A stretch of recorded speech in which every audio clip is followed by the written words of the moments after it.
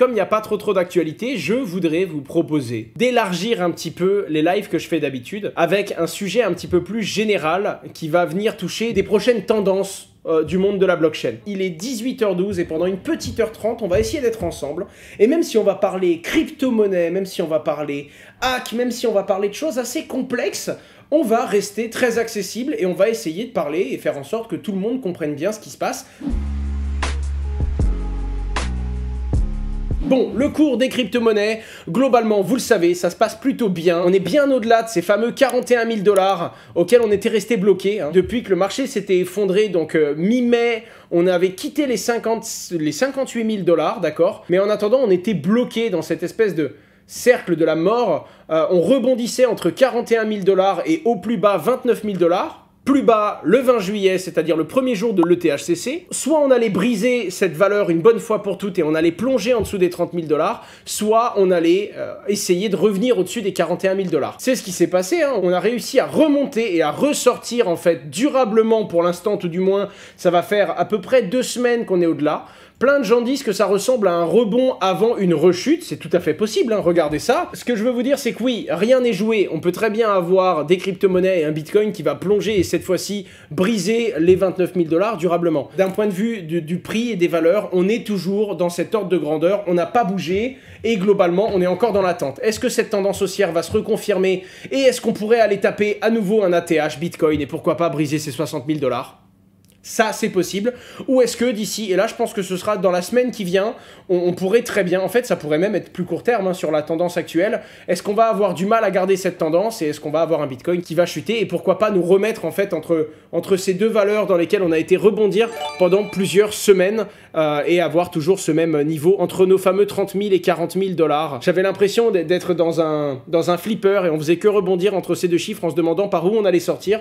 Heureusement, on est sorti par le haut et pour l'instant, on a un marché qui se redresse un petit peu. On a un Ether qui se redresse aussi, mais globalement, les deux n'ont pas touché leur ATH, donc la plus haute valeur qu'ont connu ces crypto-monnaies en 2021. On va parler du vrai gros sujet qu'il y a eu cette semaine et de la bombe atomique. Un gros truc qui aurait pu faire beaucoup de mal au cours des crypto-monnaies et qui finalement, au fil de l'eau, s'est bien terminé. Et vraiment, croyez-moi, ça aurait pu faire beaucoup de mal. Il y a eu un hack de Poly Network, une plateforme décentralisée, qui s'est fait voler 610 millions. Un truc genre 250 millions sur la Binance Smart Chain, 250 millions sur Ether et à peu près 110 millions sur Polygon. Une bombe atomique. Un truc assez violent qui a fait vraiment beaucoup de bruit, mais qui aurait pu en faire plus. Alors pourquoi? Parce que déjà, c'est l'un des plus gros hacks de l'histoire du monde de la crypto-monnaie, et surtout, quelqu'un qui hack de la crypto-monnaie, c'est très souvent quelqu'un qui veut vendre contre des stablecoins pour pouvoir les retirer et pour pouvoir les avoir, si vous voulez, sur son wallet à côté.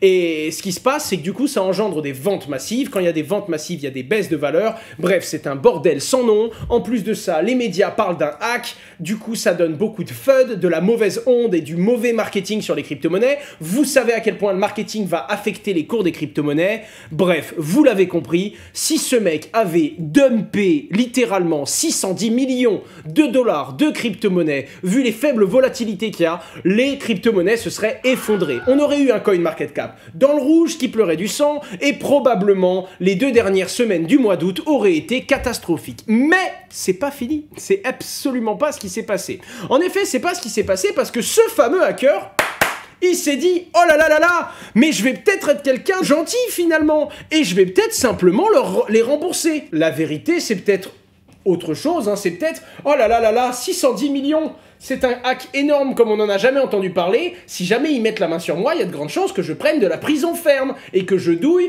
pendant les prochaines décennies ou pourquoi pas jusqu'à ma mort pour un hack de cette taille-là. Bref, évidemment, je ne suis pas dans sa tête. Je pourrais savoir ce qu'il a pensé si je prenais ma boule de cristal, mais comme vous le savez, je la garde pour les grandes occasions. Et du coup, ce qui s'est passé, c'est que bon, globalement, il a dialogué avec eux sur la blockchain Ether, hein, car vous le savez, une transaction n'est pas forcément uniquement de l'argent. Hein. On peut faire une transaction sur Ether et mettre du texte. Et qu'est-ce qui s'est passé à la fin de l'histoire? Poly Network publie ses adresses et le petit Pichou, il rembourse tout.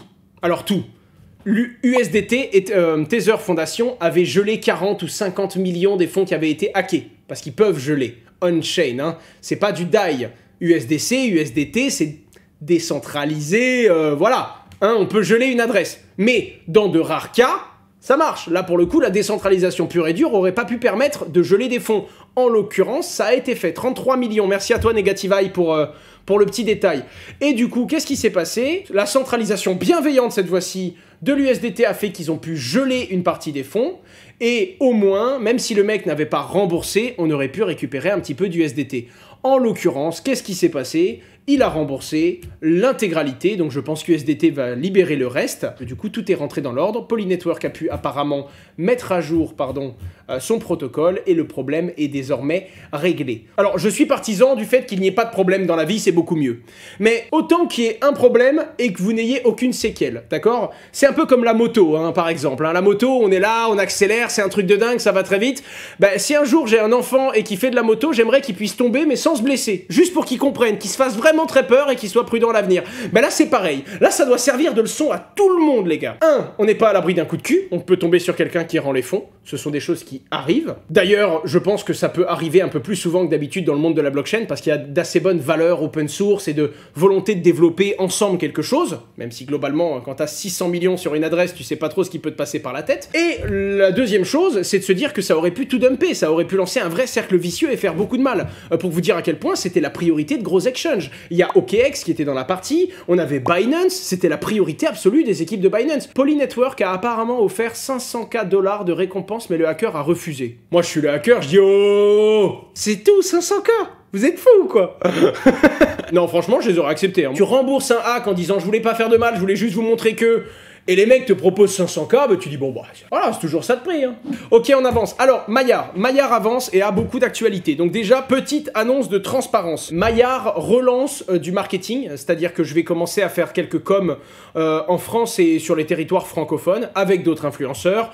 Au début, c'est pas mal de push sur les réseaux sociaux. Donc je vais pousser un petit peu ça et je pense que d'ici un mois et demi, il va y avoir une grosse annonce et je pense que Elrond va m'attribuer certains budgets pour que je puisse pousser. On va bosser sur différentes choses, c'est-à-dire que je peux être contacté par Elrond pour faire de la relation presse, aussi bien pour bosser avec Journal du Coin, The Coin Tribune, Crypto News, Bein Crypto, Coin Academy, enfin tout ce genre les médias quoi.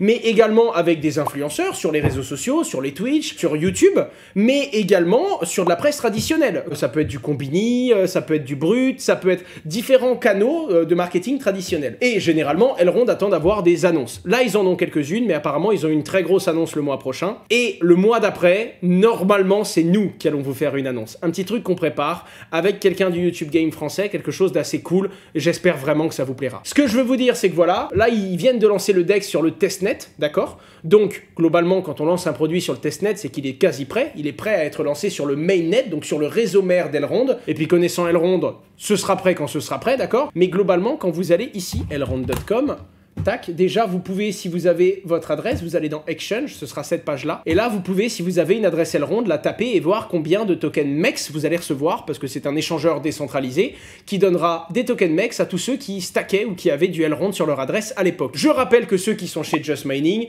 ça a été compté et ce sera distribué sur votre portefeuille Just Mining. Je suis content de mener à bien les campagnes de sponsoring d'Elrond parce que le marketing d'Elrond a toujours été une de ses forces et je suis très content de représenter toute la partie francophone qui représente une très grosse part d'Elrond aujourd'hui, quoi. Je suis content d'avoir poussé ça en France et de partager leurs valeurs comme Benjamin l'aurait fait s'il parlait couramment français, quoi, je crois, j'espère.